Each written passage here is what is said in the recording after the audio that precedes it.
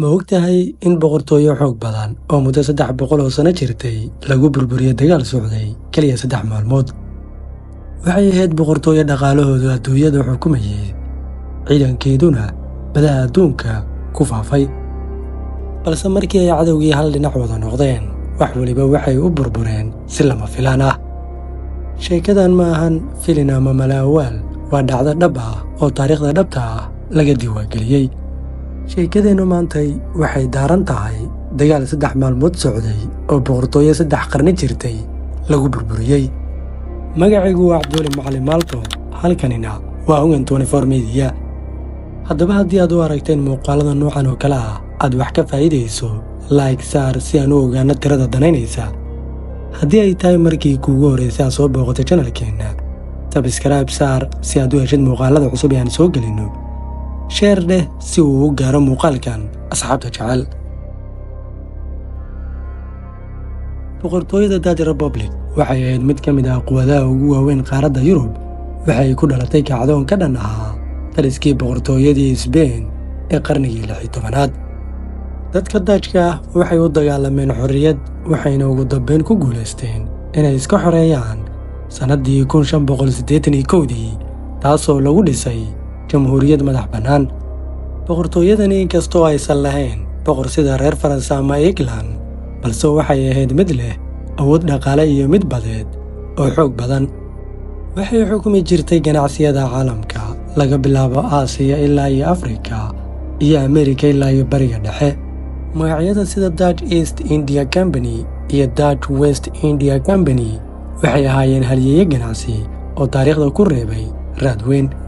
boqortooyadan waxay lahayd ciidan badeed oo aad looga baqo. magaalada Amsterdamna waxay ahayd xarunta ugu weyn dhanka maaliyadda ee qaaradda Yurub. sida boqortooyooyin badan oo kalena, xooggoodii waxaa si lama filaan ah u daciifiyey dagaallo dhowr ah iyo siyaasado khaldan.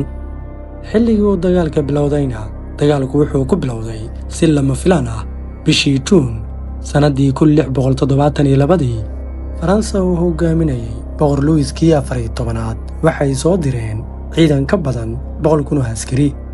hase yeeshee markii ay weerareen, waxaa la yaab ku noqotay daafacyadii boqortooyada Dutchka in ay aad u jilicsaneed, si degdeg ahna looga qabsaday magaalooyin badan. dhanka kale, boqor Louis wuxuu ahaa boqor awood badan leh, kaasoo rabay inuu ku fido dhulal badan, gaar ahaan dhanka waqooyiga Yurub. wuxuu u arkay boqortooyada Dutch Republic inay tahay caqabad istaraatiiji ah, waxayna boqortooyada Dutchku lahaayeen ganacsi badeed oo xakameynaya marinada muhiimka ah ee qaaradda Yurub. waxay sidoo kale taageerayeen xulafadii Faransa ka soo horjeeday sida Spain iyo Habsburg. Louis wuxuu rabay inay Faransa noqoto quwadda ugu weyn ee Yurub, isagoo rabay in la yareeyo awoodda boqortooyada Dutchka. boqortooyadii Ingiriiska oo Dutchku ahaayeen xulafo hore ayaa iyana dagaalka ku jirtay kadib markii xiriirkoodii u xumaaday sababo dhowr ah dartood. waxaana ka dhexeeyey tartan ganacsi oo xooggan, labadooduna waxay ahaayeen quwadaha ugu weyn ee badaha. waxaa ka dhashay loolan ganacsi iyo mid siyaasadeed, waxaana hore u dhex maray 3 dagaal badeed oo lagu magacaabo Anglo-Dutch War, kuwaas oo kordhiyey nacaybka.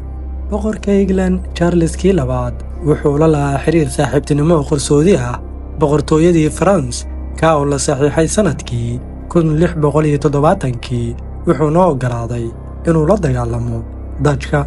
Ingiriisku wuxuu qaaday weerar dhinaca badda ah, wuxuuna ku lug lahaa in la jabiyo awooddii ciidanka badda ee Dutchka, iyada oo lagu qasbay inay difaacaan dhul iyo badba. boqor Louis kii 14aad ee Faransiiska iyo boqor Charles kii 2aad ee England, iyo weliba labada hogaamiye diimeed ee Bishop Calain iyo Munster ayaa ku heshiiyeen weerar ballaaran oo ka dhan ah Dutch Republic. weerarku wuxuu ku dhacay si lama filaan ah, waxaana weerarkii dhulka iska kaashanayay Faransiiska iyo Bishop Calain. ciidamo Faransiis ah oo ka badnaa 100,000 askari oo si hagar la'aan ah uga soo gudbay xuduudaha koonfureed ayaa bilaabay qabashada magaalooyin Dutch ah. waqooyiga iyo bariga, ciidamo ka yimid Bishop Calain iyo Munster ayaa ka soo galay. waxay iyaguna si degdeg ah u qabsadeen dhulal muhiim ah.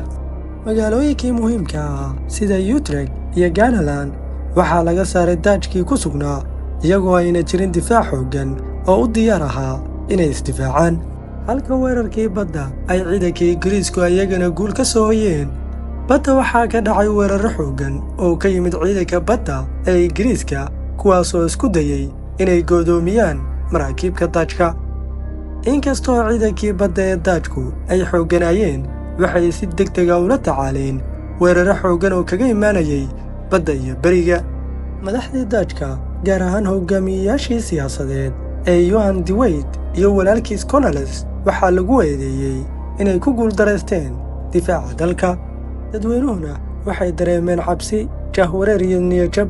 qaar ka mid ahna magaalooyinkii waxay iska dhiibeen iyagoo aan dagaal gelin. waxaa dhacay qalalaasa siyaasadeed iyo kacdoon shacab oo ugu dambeyntii sababay in labada hogaamiye ee qoyska de Witt loo dilay si fool xun. 3 maalmood gudahoodna awooddii boqortooyaduna way burburtay. burburkan degdega ah wuxuu sabay in dunida inteeda kale ay rumaysatay in boqortooyadii daajku uu wakhtigoodii dhammaaday. cadowgiina wuxuu dareemay guul degdeg ah, laakiinse sheekadu halkaas kuma aynan dhammaanin. kadib 3 maalmood oo argagax leh waxay u muuqatay dhammaad, balse markii France iyo England iyo Cologne iyo Munster ay weerar ku qaadeen Dutch Republic, magaalooyin muhiim ah sida Utrecht ayaa la wareegay. ciidankii daajku wuxuu bilaabay inuu cararo ama isdhiibo. qaybo badan oo ka mid ah dalka waxay gacanta u galeen cadowgii. waxaa la filayay in boqortooyadaasi gebi ahaanba ay dabargoodo. dowladdii dhexe way burburtay, shacabkuna waxay la kulmeen cabsi iyo qalalaasa baason. dadka daajku waxay bilaabeen inay fahmaan in madaxda markaasi joogtay aysan dalka difaaci karin. waxaa dhacay kacdoon xooggan.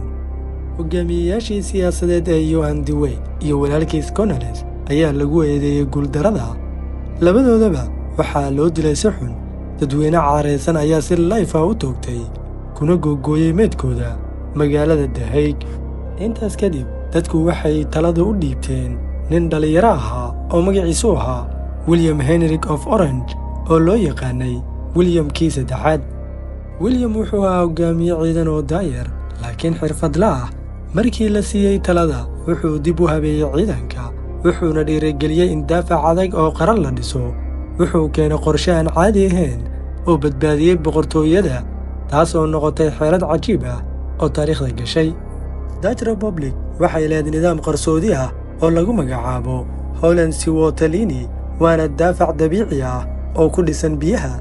markii William xukunka ku qabsaday, wuxuu amar ku bixiyey in la jabiyo kanaalada si biyaha loogu daadiyo dhulka u dhaxeeya cadowga iyo magaalooyinka waaweyn. tallaabadaas geesinimada leh waxay badbaadisay waxa ka haray boqortooyada, waxayna sababtay in cadowgii Faransiiska iyo Bishop Colaynka aysan horay u sii socon karin. dhulkii ay rabeen inay qabsadaanna uu noqdo mid leh ceeryaamo iyo biyo khatar badan. ciidamadii cadowguna hakad galaan, niyad jab weynna ay la kulmaan. dagaalkiina wuu dhammaan waayey, laakiinse boqortooyadii waa la badbaadiyey. inkastoo dagaalku u socday bilooyin kale, waxay noqotay mid aan la heli karin guul degdeg ah. qaar ka mid ah xulafadii cadowga sida England waxay bilaabeen inay ka baxaan dagaalka. boqortooyadii daajkuna waxay heleen fursad ay ku nagaadaan kuna dhisaan daafac adag. haddaba maxaynu ka baran karnaa? mararka qaar awood iyo hub laguma badbaado, caqli iyo deganaan siyaasadeed ayaa noqda furaha badbaadada.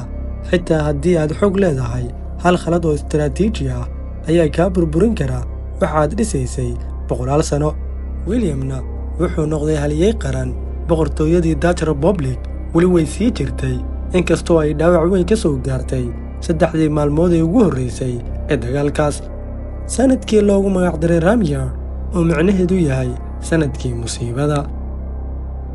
haddaba haddii aad ka heshay muuqaalkan, fadlan like saar, subscribe-na dheh adigoo gambaleelka furanaya si aad u heshid muuqaalada cusub ee aan soo gelina. hana hilmaamin inaad asxaabtaada la wadaagtid adigoo sheer garanaya muuqaalkan. mahadsanid.